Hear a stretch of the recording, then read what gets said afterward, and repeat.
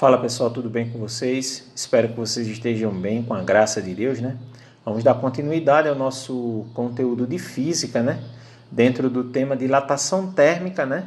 Mais especificamente, hoje a gente vai estar tratando da dilatação volumétrica, né? Nas aulas anteriores, nós vimos a introdução sobre dilatação térmica e aí a gente começou a especificar, né? Dilatação linear, quando se refere à dilatação do comprimento. Dilatação superficial, quando se refere à área, né? E a dilatação volumétrica, quando a referência aqui no caso é o volume. Então eu trouxe para vocês essas duas imagens, quando vai mostrar para a gente aqui, que da primeira para a segunda imagem, nos dois casos aqui, percebam que o comprimento aumenta, que a profundidade aumenta, que a altura aumenta. Então, quando essas três dimensões aumentam, a gente tem uma dilatação volumétrica, que é justamente o aumento do volume, né? A definição aqui nos diz que é o aumento de um corpo submetido a aquecimento térmico que ocorre em três dimensões: altura, comprimento e largura, tá certo? A gente está colocando aqui um cubo como exemplo, mas é qualquer sólido, qualquer corpo sólido, ele sofre, né, essa dilatação volumétrica ou essa contração volumétrica, né? Porque a definição diz que se aumenta a temperatura, o corpo aumenta seu volume e, consequentemente, o contrário também é verdade, né? Se diminui a temperatura, o corpo contrai, né? Como é que a gente calcula a dilatação volumétrica, né?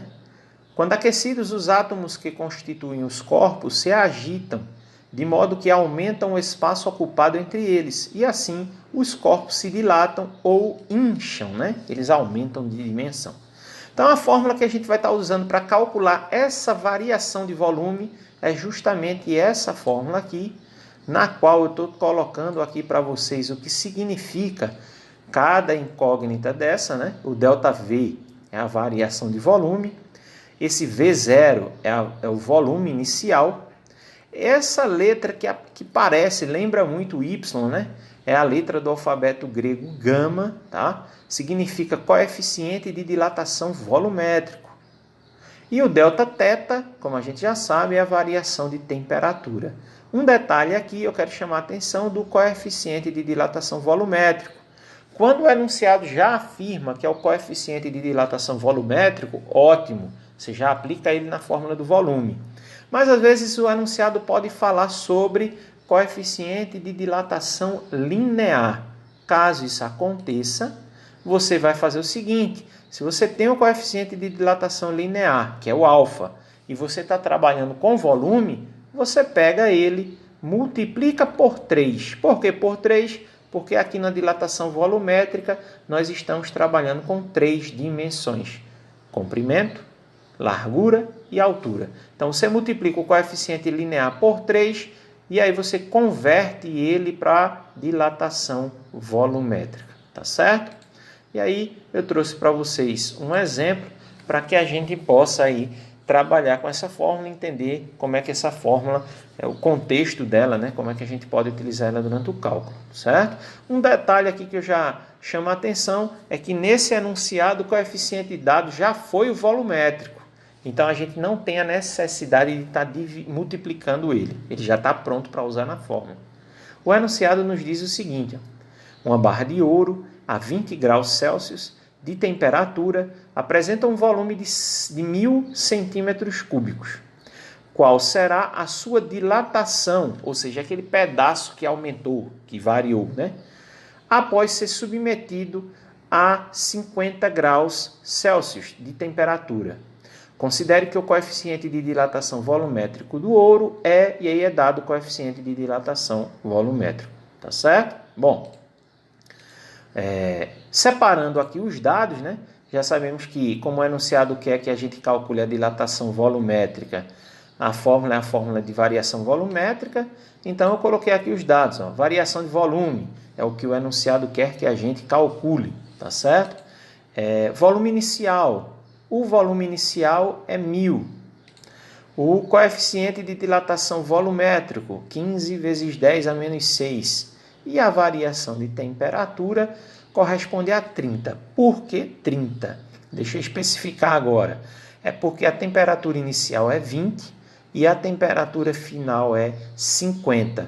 Como a temperatura inicial é 20 e a final é 50, de 20 para 50, temos aí uma variação de 30 graus Celsius. Então, 30 é a variação de temperatura. Pegamos isso e jogamos na fórmula. Veja que só é substituir cada letra pelo número. E aí nós temos essa configuração aqui na fórmula. E aí nós vamos multiplicar. Então, nós temos aqui 1000 vezes 15 vezes 30. Lembre-se que o 10 e o expoente nós repetimos, certo? Então, vê só. Para a gente multiplicar, desconsidera os zeros aqui. 3 vezes 15, 45. 45 vezes 1, 45. Então, esse 45 a gente coloca ele aqui. E os zeros? A gente repete. Tem quantos zeros? Temos 3 zeros aqui e um zero aqui do 30. Temos 4 zeros. Coloca esses 4 zeros após do 45 e você efetuou a multiplicação. Então, temos aí 450 mil. Veja que o 10 e o menos 6 a gente repete. Tá ok? Então, tá aqui. Pego a vírgula, lembre-se que todo número tem vírgula. Quando a vírgula não aparece, ela está aqui ó, no finalzinho do número. Pega essa vírgula e movimenta ela 6 casas. Por que 6 casas? Porque o expoente é 6. Movimenta 6 casas para a esquerda. Tá? Então, só é contar aqui, ó, 1, 2, 3, 4, 5, 6. A vírgula vai vir para cá, ó. Vai ficar, então, 0,45.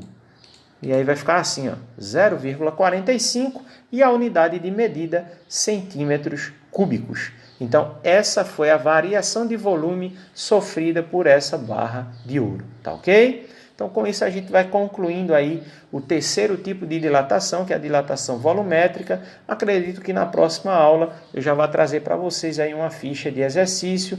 Vou ver se eu trago separadamente, né? Dilatação linear, superficial e volumétrica, ou se de repente eu trago tudo misturado. Vamos ver aí, mas fica para a próxima aula a ficha de exercício, tá certo assim? Então, qualquer dúvida, pode chamar lá no WhatsApp, que assim que possível eu tiro a dúvida de vocês. Forte abraço para todos e até mais.